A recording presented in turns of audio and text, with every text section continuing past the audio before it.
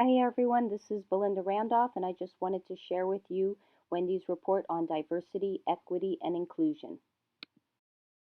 Tonight, I wanted to revisit a 2019-2020 superintendent's goal and attempt to contextualize and reframe it within the importance of our districts, stating unequivocally that Black Lives Matter and reaffirming our commitment to addressing systemic racism as a local educational agency. Ms. Christina Hale Elliott, who is the principal with Elliott Educational Services Limited Liability Corporation, has been on contract with the La Cañada Unified School District since September of 2019. Just as it was a primary goal in September of 2019, it is now, but with an even greater sense of mission and urgency, a priority of the LCUSD Governing Board and the La Cañada Unified School District community for our district to make marked advances and systemic progress in ensuring that the La Cañada Unified School District is a school district which models and teaches the tenets of anti-racism, and that we are a school district defined by the principles of equity, empathy, diversity, peace, and justice. Last year, diversity, equity, and inclusion was the superintendent's goal.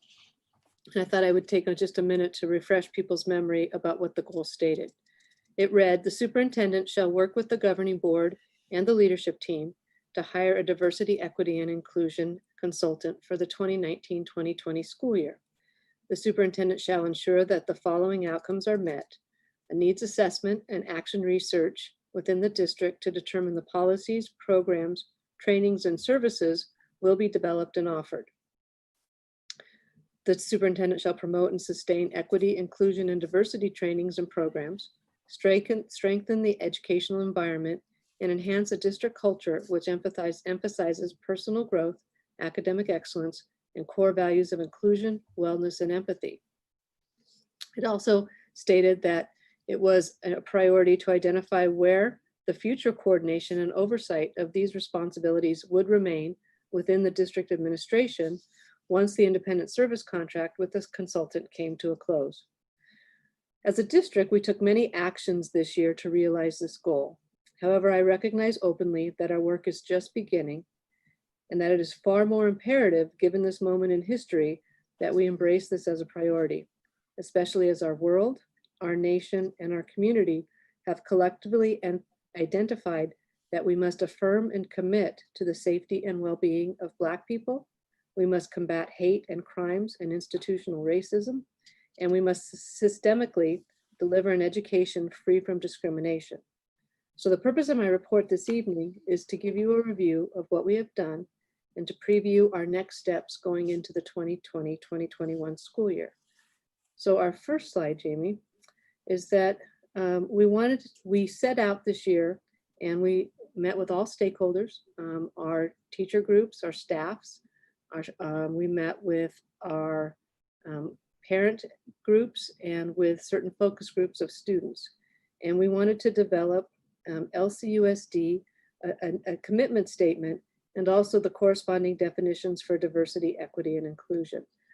Now, these were created and identified prior to the tragedies that we've seen that have incited this as a commanding issue in our world. And so these statements might need to be refined, but currently as they exist and will be presented to the board in August, I wanted to share them with you. So our first commitment statement is that it's inherent in our district's mission and vision to create welcoming, safe, and supportive environments for all students, staff, and families. Therefore, LCUSD commits to actively cultivating and promoting diversity, equity, and inclusion by embedding these key tenets as part of our organizational values and decision-making principles. We will provide a robust and rigorous educational program that engages, challenges, and supports every learner, honors students' varied lives experiences, and fosters feelings of empathy and belonging.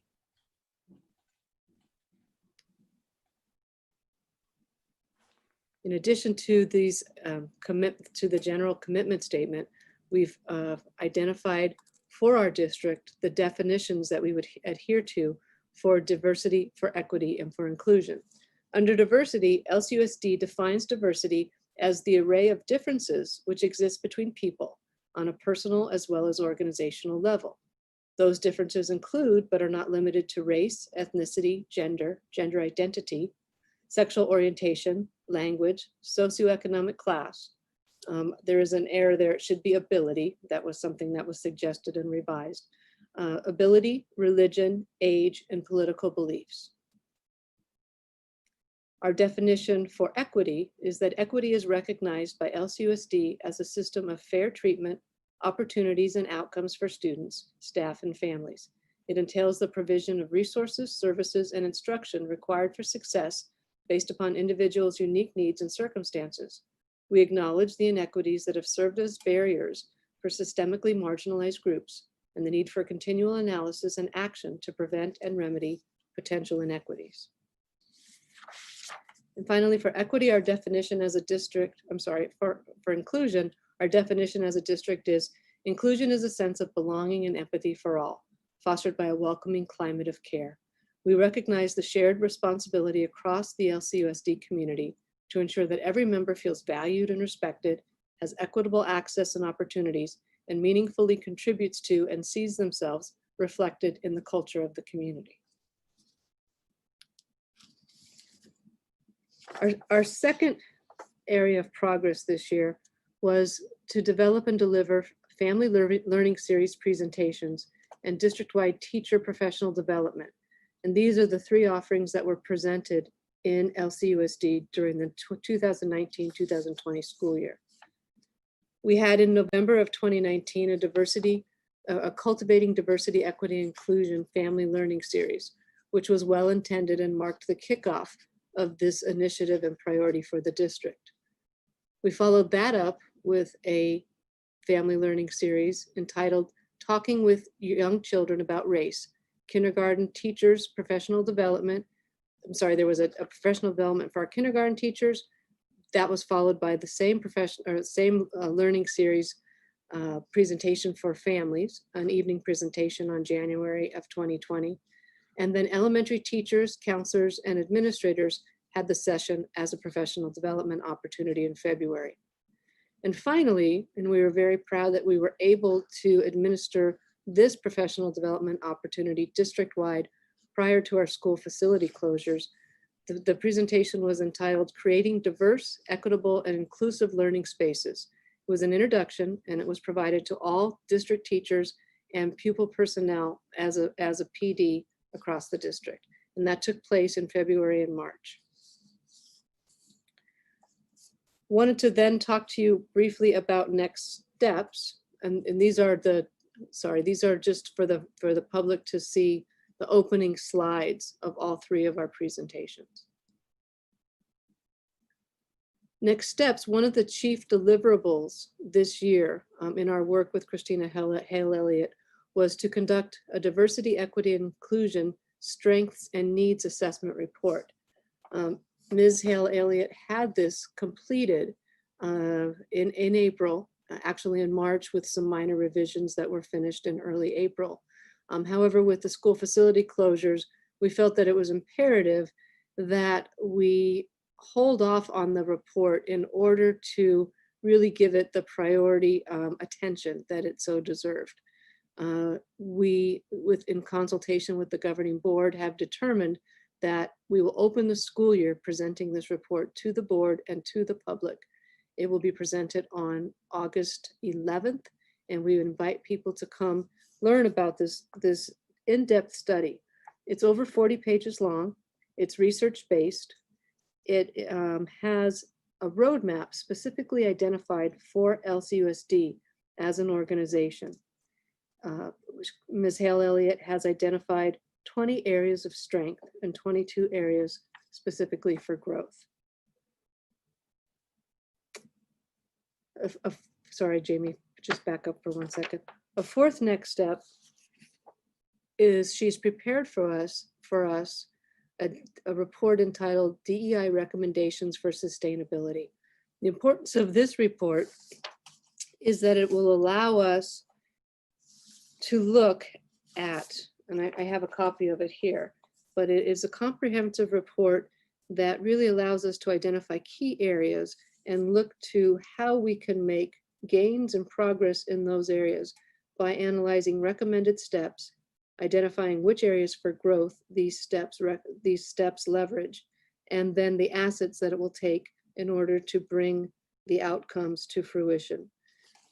The various components for sustainability have to do with the role that district and school leadership shall take, how we will build the professional capacity in all of our teaching and staff populations, how we will outreach to parent and community ties through the family learning series or other opportunities, how we will set a student-centered learning climate focused upon diversity, equity, and inclusion.